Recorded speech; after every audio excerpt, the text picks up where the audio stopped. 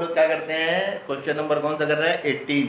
अब 18 क्वेश्चन को बहुत ध्यान से थोड़ा सा समझना क्या लिखा है, ठीक है। पहले सवाल समझ में आ जाए फिर दिक्कत नहीं।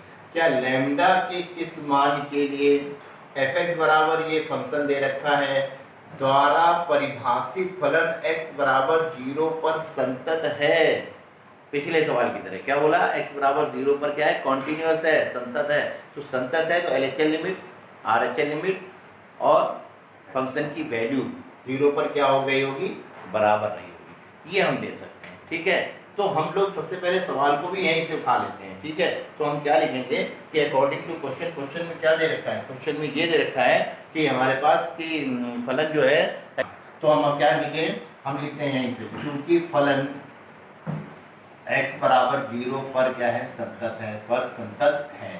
तो क्या हो रहा होगा, x बराबर 0 पर फंक्शन की वैल्यू f0 और x बराबर 0 पर LHL लिमिट और RHL लिमिट इसकी x बराबर 0 पर क्या रही होगी, बराबर रही होगी। तो इसको डाल दिया हमने इक्वेशन नंबर कितना, 1। अब लैम्डा का मान अगर होगा तो आएगा, नहीं होगा तो नहीं आएगा, ठीक है। तो हम क्या करें इसमें कि तो f0 कितना होगा, f0 पे फंक्शन क्या लोगे, x इक्वल टू 0 पे एक लोगे।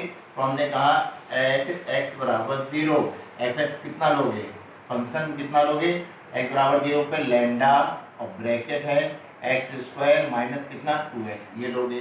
तो f0 कितना होगा, f0 यहाँ रखा, लैम्डा रखा और यहाँ x इज 0, 0 का स्क्वायर माइनस 2 इंटू 0, यही तो होगा। तो f0 कितना आ गया, ये हो गया लैम्डा 0 माइनस कितना 0, 0 माइनस 0, 0 ही। तो f0 कितना हो गया, लैम्डा इंटू 0 हो गया, काम खत्म, 0 भी लिख सकते हो। तो ये आ गया हमारे पास f0 आ गई, ठीक। अब 0 यहाँ रख लेंगे, LHL लिमिट निकाल लेते हैं। LHL लिमिट क्या होगी इसकी, LHL लिमिट निकालने के लिए, ठीक, तो हमने लिखा LHL लिमिट, LHL लिमिट कहाँ पर, 0 से जस्ट पीछे की साइड, ठीक। तो हमने कहा लिमिट x टू क्या लिखा, 0 माइनस लिखा और क्या लिखा FL। तो 0 माइनस यानी कि x की वैल्यू जब 0 से कम है तो यहाँ पे है ना, जस्ट पीछे। तो फंक्शन क्या है, lambda x square minus 2x। तो आप क्या लिखोगे, लिमिट x टू कितना 0 माइनस fx कितना हो जाएगा, लैम्डा ब्रैकेट कितना है 2 सॉरी एक्स स्क्वायर माइनस कितना 2x। डायरेक्ट रख दो, x टू 0 रख लेना, डायरेक्ट लिमिट ले लेना यहाँ पे, ठीक। 0 और 0 क्या हो जाएगी हमारे पास, ऐसे लिख सकते हो टेकिंग लिमिट, टेकिंग लिमिट, ठीक है। क्या हो जाएगा, लैम्डा इंटू 0 का स्क्वायर माइनस 2 इंटू कितना 0, ये 0 हो गया। तो लैम्डा इंटू 0 या 0 भी लिख सकते हो आप। तो LHL लिमिट कितनी आ गई है, ठीक। अब क्या निकाल लें, RHL लिमिट। तो हमने लिखा RHL लिमिट, ठीक। तो RHL लिमिट क्या हो जाएगी, ठीक। तो RHL लिमिट बच्चा हो जाएगी, यहाँ पे निकालें RHL लिमिट। RHL लिमिट क्या हो जाएगी, लिमिट x टू क्या हो जाएगा 0 प्लस और क्या लिखोगे fx, ठीक। तो आप लिखोगे लिमिट x टू 0 प्लस और fx कितना है, जब x की वैल्यू ग्रेटर देन 0, 0 से जरा सी बड़ी है, फंक्शन क्या है 4x प्लस 1, 4x प्लस 1। आप क्या करोगे, डायरेक्ट ले लो, टेकिंग लिमिट कर सकते हो, टेकिंग लिमिट लिमिट करोगे तो यहाँ 0 हो जाएगा, 4 इंटू 0 प्लस कितना हो जाएगा 1।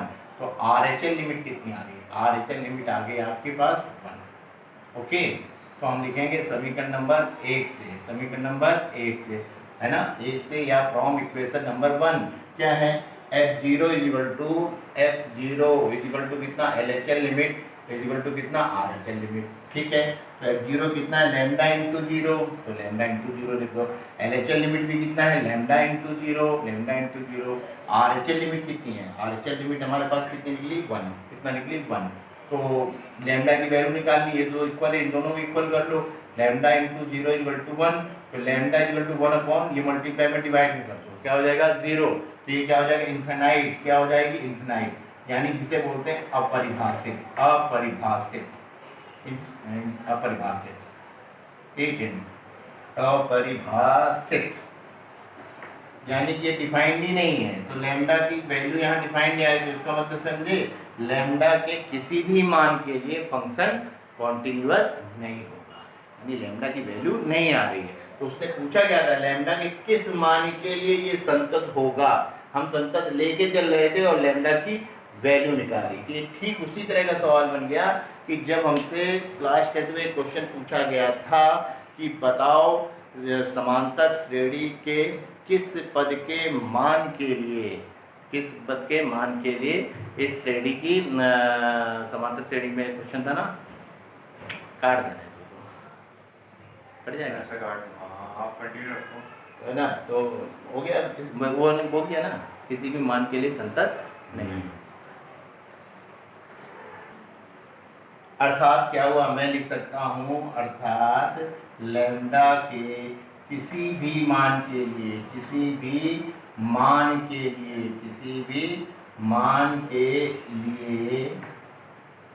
लिए हमारे पास क्या होगा, x बराबर 0 पर फलन क्या होगा, संतत नहीं, संतत नहीं। That's all. ठीक। लेकिन अभी दूसरा क्वेश्चन इसने क्या पूछ दिया, इसने पूछा x बराबर 1 पर इसके सांतत्व की जांच कीजिए। ठीक। अब x बराबर 1 पर इसी फंक्शन को ले करके हम क्या करेंगे, इसके सांतत्व की जांच करेंगे कि ये कॉन्टिन्यूअस है या नहीं।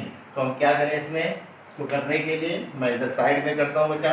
तो ये हमारे पास क्या हो गया, ये अब x बराबर 1 पर, तो x बराबर 1 पर फंक्शन की वैल्यू और उसके एलएचएल लिमिट और आरएचएल लिमिट क्या आनी चाहिए, बराबर आनी चाहिए। ठीक। तो हम क्या करें, हमारे पास यहाँ पर, हाँ तो बच्चा अब ये बताओ कि यहाँ पे हमने इतना क्वेश्चन तो कर दिया, अब आगे सवाल क्या है, सवाल ये है x बराबर 0 पर संतत है करके हमने कर दिया, लैम्डा किसी के मान के लिए भी यहाँ पे x बराबर 0 पे फलन संतत नहीं है। तो क्या सवाल खत्म हुआ, नहीं। क्यों, क्योंकि अभी एक क्वेश्चन और पूछा है इसने, क्या पूछा है, x बराबर 1 पर इसके सांतत्व की जांच कीजिए। अच्छा बताओ, सांतत्व की जांच करने के लिए x बराबर 1 पर हमें क्या करना पड़ेगा, क्या करना पड़ेगा, x की वैल्यू जो होगी वो ग्रेटर देन 0 होनी चाहिए। अरे भाई x की वैल्यू क्यों, अब आप ये कहो ना x बराबर 1 पर इसके सांतत्व की जांच करनी है, कॉन्टिन्यूटी चेक करनी है, तो आप कहो x इक्वल टू 1 पर फंक्शन की वैल्यू और उसकी LHL वैल्यू और उसकी RHL वैल्यू क्या होनी चाहिए, बराबर आनी चाहिए ना, तभी तो संतत होगा। तो हम क्या करेंगे, फंक्शन की वैल्यू x बराबर 1 पर और उसकी LHL लिमिट और RHL लिमिट निकालेंगे, तब वो फंक्शन क्या होगा हमारे पास, कॉन्टिन्यूअस, यानी क्या होगा, संतत होगा। That's all. तो अब हमारे पास समस्या क्या आती है, अब हमने क्या लिया, देखो एट क्या x इक्वल टू 1 पर, x इक्वल टू 1 पर अब हमको क्वेश्चन, दूसरा क्वेश्चन हो गया इसी में, क्या करना पड़ेगा, x इक्वल टू 1 पर फंक्शन क्या लोगे, तो देखो ये वाला फंक्शन क्या है, या तो x बराबर 0 की वैल्यू हो या उससे कम, तो ये फंक्शन लोगे। अब x इज ग्रेटर देन 0 पर, ग्रेटर देन 0 का मतलब वो 1 2 3 4 कुछ भी हो सकता है, तो हम किस पे चेक कर रहे हैं, x बराबर 1 पर, तो फंक्शन क्या हो जाएगा हमारे पास, अब 4x प्लस कितना हो जाएगा 1। ओके, तो हमारे पास क्या हो गया 4x प्लस 1, तो एट x इक्वल टू 1 पर फंक्शन क्या हुआ, फंक्शन हुआ 4x प्लस कितना हुआ 1 हुआ। अब इसकी कंटिन्यूटी चेक करने के लिए इसमें पहले f1, तो x इक्वल टू 1 पुट कर दो, कितना हो जाएगा 4 इंटू 1 प्लस कितना हो जाएगा 1, 4 एकम 4 और 1 5, तो f1 वैल्यू कितनी आई 5 आई। बात समझ में आया। अब इसी तरह क्या करोगे, LHL लिमिट निकालोगे, LHL लिमिट क्या, लिमिट x टेंड्स टू क्या करोगे 1 माइनस और क्या लिखोगे fx लिखोगे, fx लिखा तो आप लिखोगे limit x tends to 1 minus, तो फंक्शन क्या लोगे, एक से जरा सा छोटा, एक से जरा से छोटे का मतलब यहाँ देखो, यहाँ से सुनना समझना इस चीज को, 0 और ये हो गया 1, एक से जरा छोटा आप यहाँ हो, अब यहाँ ना चले जाना कि 0 से यहाँ तक, ये वाला फंक्शन तब लोगे जब x की वैल्यू क्या होगी 0 से छोटी या 0 के बराबर। आप क्या ले रहे हो, एक से जरा सी छोटी, एक से जरा सी छोटी का मतलब 1 से जरा सी छोटी का मतलब आप यहाँ हो, यानी आप 0 से क्या है ग्रेटर पे हो, तो 0 से ग्रेटर पे हमारे पास फंक्शन क्या है 4x प्लस 1, यही समझने वाली चीज है। 4x प्लस कितना हो गया 1, डायरेक्ट रख दो, टेकिंग लिमिट लिख करके, टेकिंग लिमिट, टेकिंग लिमिट का मतलब क्या हो गया हमारे पास 4 इंटू 1 प्लस कितना 1 इक्वल टू कितना हो जाएगा 5, तो ये LHL लिमिट हो गई। अब सेम वे में हम RHL लिमिट निकालेंगे, RHL लिमिट का मतलब क्या हो गया, लिमिट x टेंड्स टू कितना करोगे 1 प्लस, तो 1 प्लस का मतलब कहाँ हो गया, यहाँ हो गए जस्ट बड़ा राइट साइड में, तो इसका मतलब 0 से बड़े ही तो हो, और 0 से बड़े में फंक्शन कितना है 4x प्लस 1 है, कितना है हमारे पास 4x प्लस कितना हो गया 1।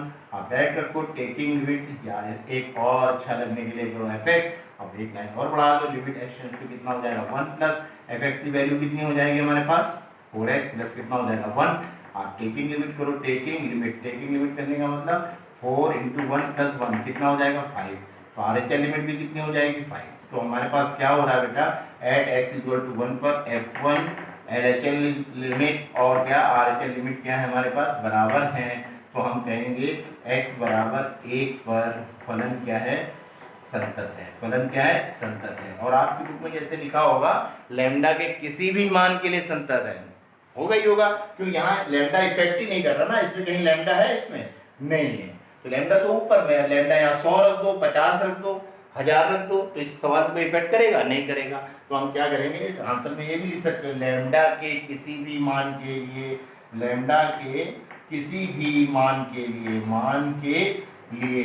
क्या फलन x बराबर 1 पर क्या है, संतत है। यानी कि for any value of lambda the function is continuous at x equal to 1। Okay, hope आपको समझ में आया होगा। Thank you.